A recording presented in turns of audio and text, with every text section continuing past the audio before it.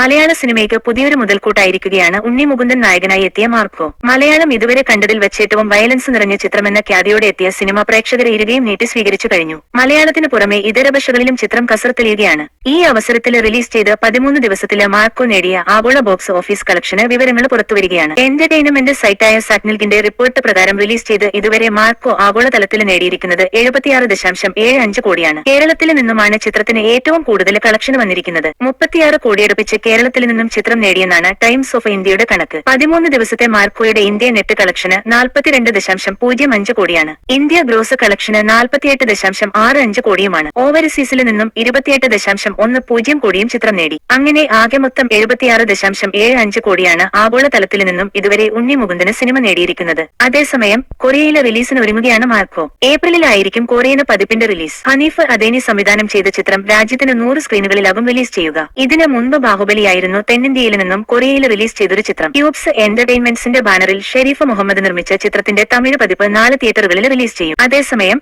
കണക്കുകൾ പ്രകാരം 33 കോടി രൂപ കൂടി ലഭിച്ചാൽ മാർക്കോ 100 കോടി എന്ന നേട്ടം കൊയ്യും.